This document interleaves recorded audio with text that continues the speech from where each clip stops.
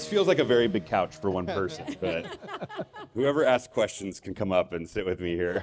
All right, well, we're thrilled to be with you all. We're going to dive into the Tulsa Idea Challenge. Just quick show of hands. Is there anyone in the room that participated in the Tulsa Idea Challenge a couple years ago? Yeah, okay, I see one back there. Awesome here. We've done this twice, and there is a reason for it outside of just creating a new program or initiative that has the word Tulsa in it. We actually had some rationale behind this. Where's Francis? I know Francis is in the room. So Francis had a big role, and I just want to acknowledge that too. We're glad you're here. And Jonathan, who's sitting right next to him. So kudos to you all.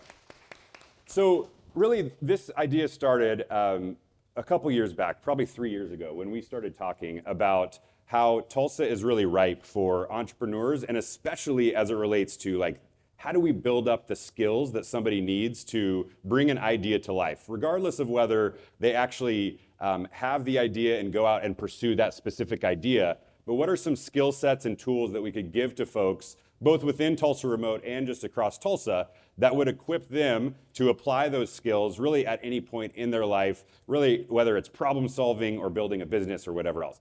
We also know that about 1 in 5 Tulsa Remoters tell us that they're interested in becoming entrepreneurs at some point in their career. And so it was this multifaceted approach of how do we give skills to folks that we know are hungry for this, but also bring together both Tulsa Remoters or new Tulsans with longstanding Tulsans and see where the magic really happens, which is where Raj came in to help us kind of do some of that research. And I want to acknowledge before we start jumping in and talking about what it was and the key findings and then applicability to you all. When we talk about the Tulsa Idea Challenge today on this stage, we're talking about the one that happened 2 years ago. We've had multiple iterations of this. And I want to acknowledge that everybody that participated gave us consent to research them, but they didn't necessarily know how we were researching them. So for the people that are in the room that participated, I also just want to thank you because your participation and the ways in which you showed up for a couple of days really helped us learn a lot of valuable insights that we can both apply here in Tulsa and I think is a great model for learning across the country and world. So with that, I would love to ask Raj, what was from your perspective, what were you hoping to learn by doing the Tulsa Idea Challenge here in Tulsa? Sure. So thank you again for having me. You guys have heard a lot already from me, so I'll try to be really quick, and I would love to hear from Kathleen as well and from Justin.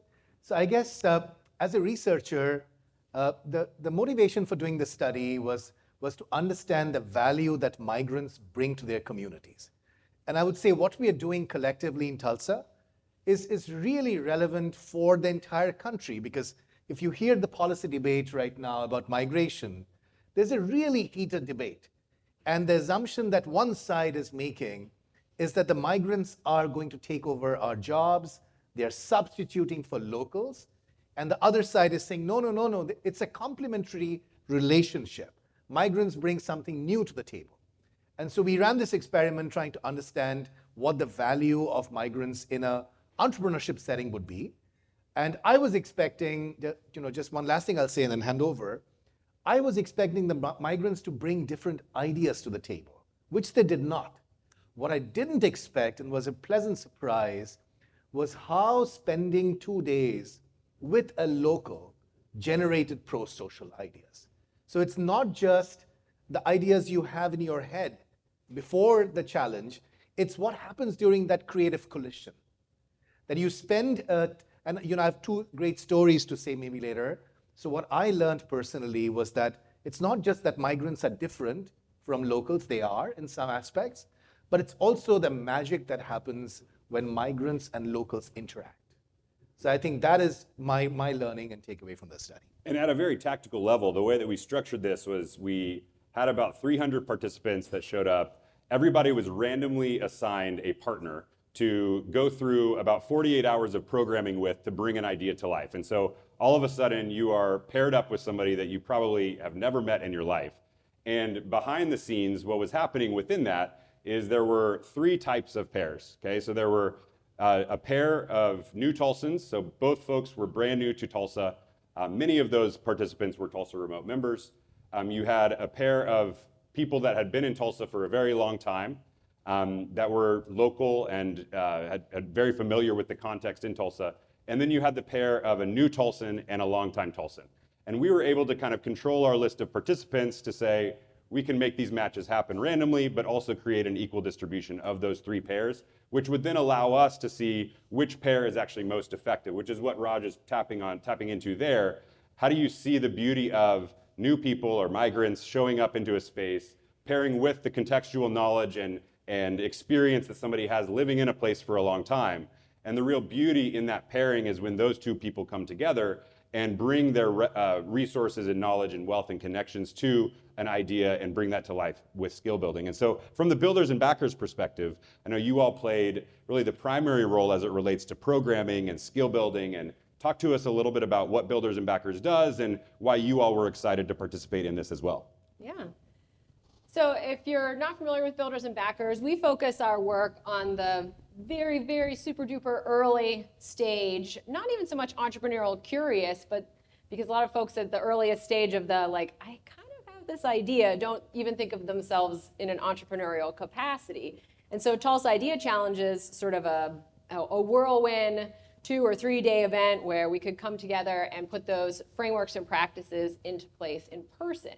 So what we challenged all of the participants who came to do was to, even if you came in here with what you're sure is the next big Facebook or whatever, put that aside and go meet up with your partner and start talking to each other about problems that you see out there and ideas that you might have.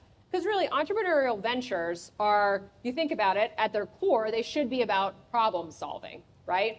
But the problems that I experience could be very different than the problems that Justin experienced. It could be very different than the problems that Francis experiences. And when you start talking about those, then what the talent and resources and experience and knowledge of the other person may actually inform an idea to solve that problem. So that's what we challenge folks to do, is to like come in and put aside your idea that you might have and start talking about things that you want to solve and brainstorming ways in which that might be able to be solved.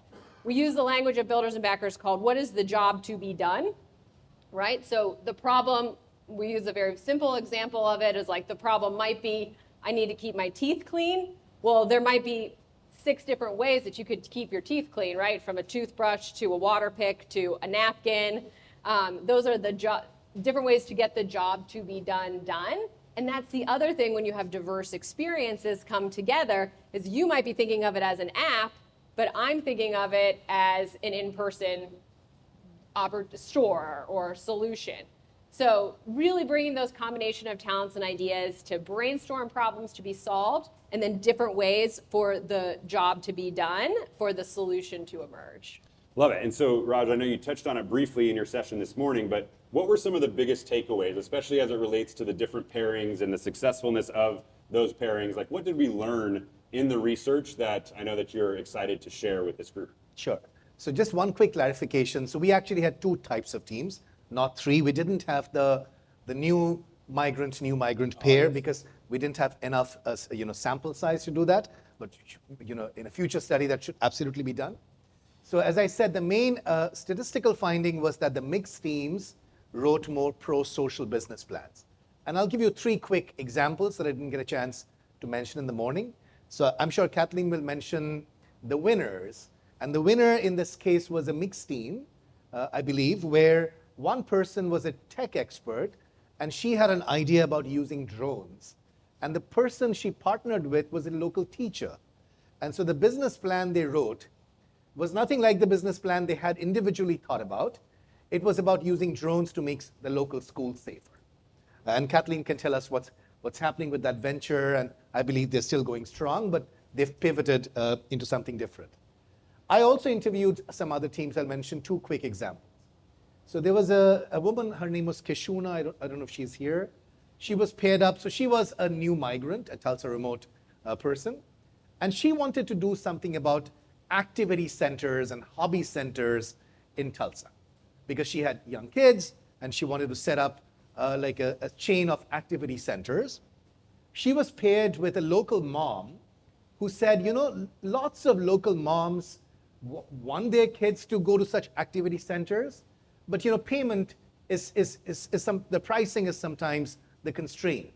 What if, and there's apparently a store in Tulsa where you can exchange stuff in a barter system. And the local mom suggested, why don't we set up this business to be a barter system? That the moms who bring their kids or the dads who bring their kids to the activity center would do the babysitting for the trainers in the activity centers as a barter system. So I think the idea really changed and evolved and became much more local and pro-social over the 2 days. The final example that really stuck with me was another woman, and she is a local, and she wanted to develop these gardening pants for people. Because if you do gardening, then your knuckles get hurt. And I'm not a gardener, so I learned all of that. And so she makes these pants with special patches on the knees. And her partner was a new migrant with deep ties to the Latino community here. And this woman who was making gardening pants, her big constraint was finding people who would tailor these pants at a price point that she could make these pants profitable. And the migrant said, hey, in my community, in the Latino community here, there are many people sitting at home who would love to do this tailoring for you. So she brought that connection of the community of the migrant side, and the idea evolved over the 2 days. And I can go on and on and on, but I think the main thing was the collision, the creative collision between the migrant and the local led to something that was way more beautiful than where people started off. And when it comes to like pro-social ideas and more of those showing up in the mixed pairs, I'm curious, the research is clear. What are some of your theories behind why the mixed pairs had more pro-social thinking? Yeah, so like I said in the morning, this goes back to Alessandro Portes, who's like a really famous sociologist at Princeton, and his idea of what he called bounded solidarity, that when two people from different contexts, so in this case a migrant and a local, are having that discussion, the common theme is the local society. So all of their thinking then pivots, they change their minds about what problem to solve, as Kathleen said. And the only common thing they have is the local societal context they have. And that is where they develop solidarity. That let's chuck the ideas we had before we stepped into the room. Let's pick a problem that's going to help both you and me, and that would be a local social problem.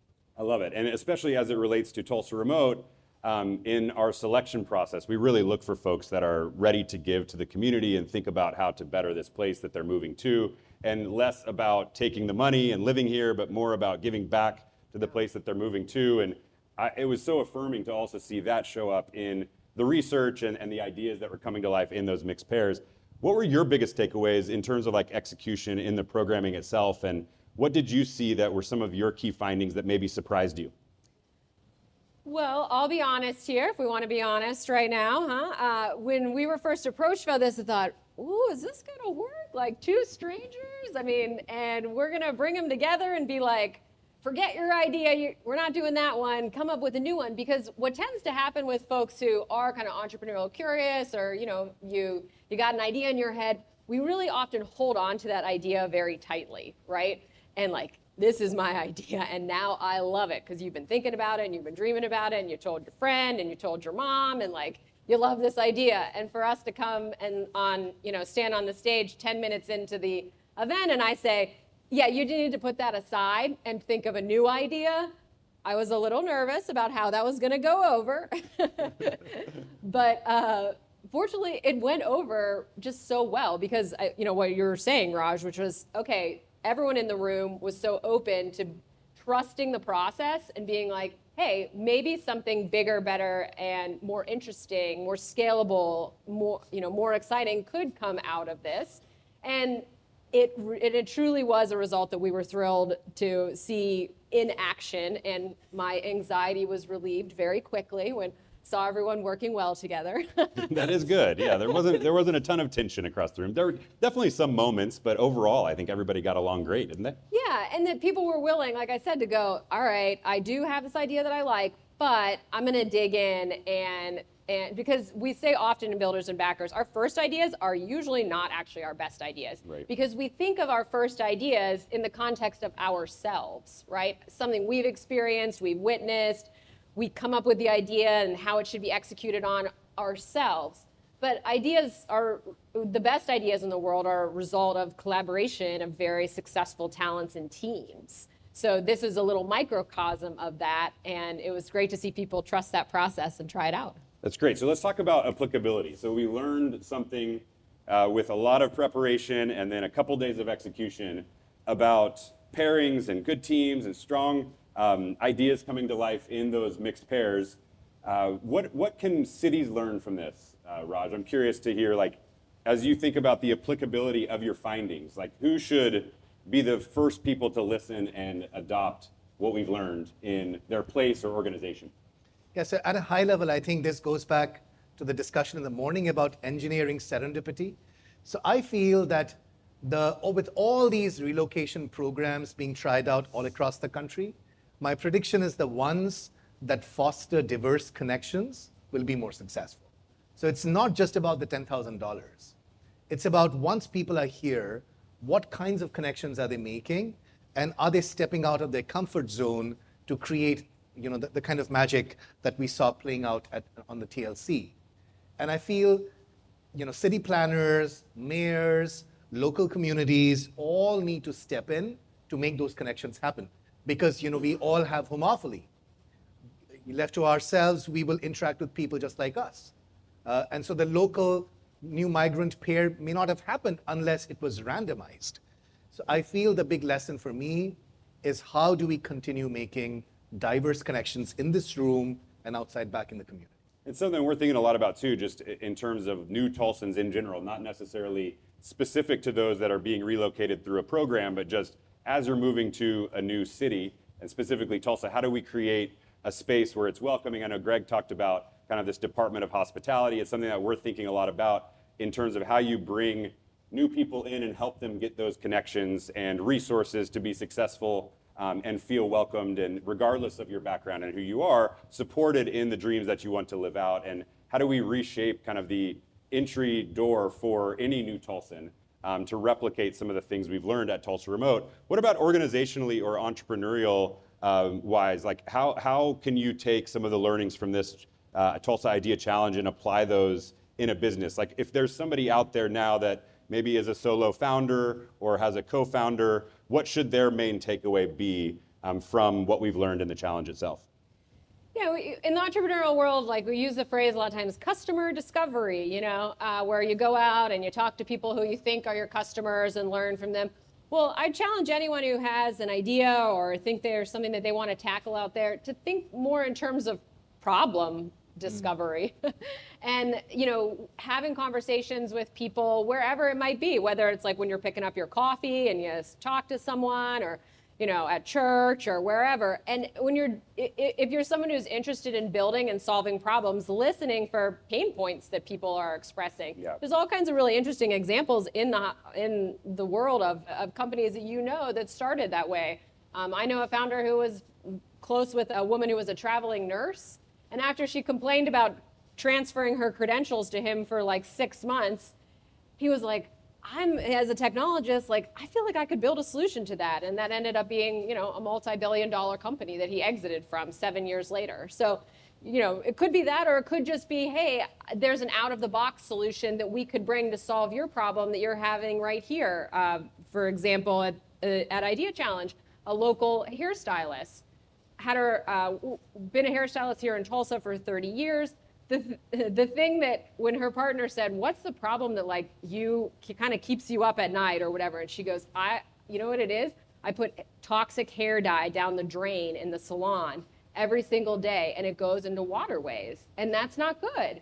And I feel bad about it. And we try to do some things to mitigate it. And the woman that she was paired with had a background in chemical engineering and was like, there's actually these thin pads that are used in the industrial setting that you could probably put in the sink and soak up the toxic hair dye.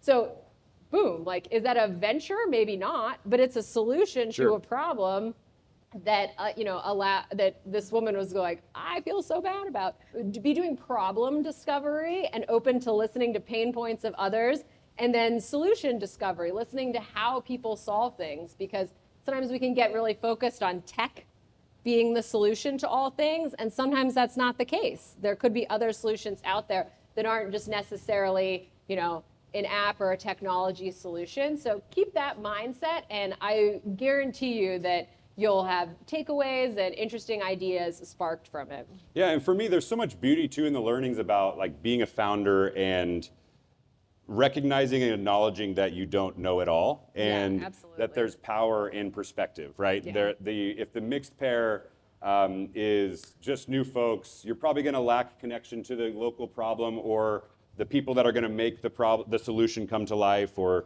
the finances that might back the venture. If you're just local Tulsans, you're going to miss maybe the diversity of perspective or lived experience. If you've lived in Tulsa your whole life, you may not know how they're tackling a problem in Chicago or LA or New York. And how can, the beauty, I think, is the humility that you have to have in the posture as a founder to say, you know what, I'm better off if I surround myself with people that are different than me, that have a different background, that and the beauty in that diversity, I think, is what really sticks with me, that there's so much power in differences and lived experiences, and how do you mesh that together to really solve big problems together, and in a way that is collaborative and represents the beauty of that diversity in the pairing. Yeah. We often say, people who are closest to the problem often have the best perspective on it and ideas for how to solve it, but too often they're not asked until too late in the game. So as a founder or an entrepreneur, like being close to the people who truly are experiencing that problem is a really critical part. So I know that you all have some programming coming up here in Tulsa at Builders and Backers. If folks wanted to take advantage of what you all are doing or what's coming down the pike, where would they go and where could they learn more? Yeah, so at Builders and Backers, we also run our virtual Idea Accelerator program.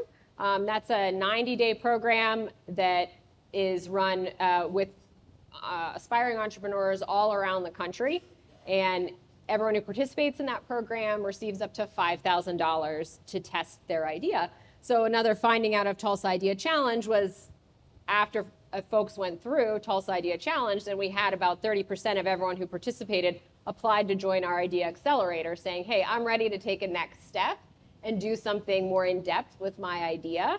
And we did have about 22 folks from Idea Challenge join our cohort in the summer last year, and similarly this summer when we ran Idea Challenge again. So we're kicking off our fall cohort. Applications are closed for that one. That kicks off in November. It'll be our largest cohort yet, with 140 people from around the country. But look for us in 2025 for the virtual Idea Accelerator, and then Tulsa Idea Challenge also will be back in 2025 as well. Yes, we're doing it again in the spring, and Gradient, which is formerly known as 36 Degrees North, or maybe they're still currently known as 36 Degrees North. I don't know when the transition officially happens, but soon to be Gradient. They will be leading the charge with Builders and Backers in the next iteration of Tulsa Idea Challenge. So keep your eyes and ears peeled. It's an awesome opportunity just to build up some meaningful skills, meet new folks, and really try to figure out what are the problems that need to be solved within this Tulsa community, which I think if we all ask that to ourselves every day, we're certainly going to make the city a better place. So with that, I'm going to close us out and take questions. First, let's give it up for our panelists here. I've been here for almost 3 years, 3 to 4 years, and Tulsa Remote has significantly changed under your leadership, so I just want to point that out, so thank you so much for doing that. But my question to you would be for Kathleen. You're mentioning the Tulsa Idea Challenge. Which ideas would you say from that event that you guys had do you see actually coming to fruition? Especially because I think it's incredible to bring different people in a group and kind of just go at it, right? That's hard. It's tough. I think discomfort allows for growth, but what ideas would you say from that specific experiment are you looking to see to come to fruition? Yeah, thanks for the kind words, Zane, and feel free to chime in on that. I know there's a couple great examples of folks that are still moving and grooving today. So Yeah, it's a great question. So about about a quarter of folks who went through the Tulsa Idea Challenge ended up launching a venture, so formally incorporating some kind of business, which to us is a very high metric for coming in at the earliest of stages. Two of the ideas that came out of Idea Challenge have gone on to actually raise capital and be in next stage accelerator programs. One of them is Nova AI, the idea for drones to be used in school safety, which is now sort of expanded into technology to improve school safety. I don't know if I know Andy and Misha and Nikki were perhaps going to be here. They might be in the room. Another idea, Finance for Good, founded by Tamara Morrow. She just received some additional funding. So when you think of like the scale of entrepreneurship, right, there's some companies, a small sliver of new ideas that go on to raise venture capital, and some that are revenue financing, smaller businesses, So really the Idea Challenge mapped out with that spectrum of how ideas evolve, which was really exciting for us to see. And then, part of the work that we do at Builders and Backers and the Idea Challenge is, it might not be that idea that you formed there, or that your first idea that you came into a program with, but now what you have is the framework to take an idea and know what are the first steps to take with it. So you've walked out of there with the ability to launch something else. Another one I'll mention, just a Straight Edge, the sober bar here in Tulsa, is an idea out of Idea Challenge as well, from Jeffrey, if you know Jeffrey. And so if you're not familiar with it, look it up. Go get your mocktails at Straight Edge. love it. Yeah, and I think that's important to note that the impact of Tulsa Idea Challenge, I think, is still being felt today. Oh, and yeah. if it goes well, should be felt for a very long time. It's not about what you accomplish in those 48 hours, but really how those 48 hours prepare you for future iterations of ideas and Yeah. bringing that to life. Yeah, even in all our work that we do, which we've over 1,000 people through all of our programs, about 30% of people end up pivoting to a different idea than they came into our programs with. One more time for these amazing folks up here with me.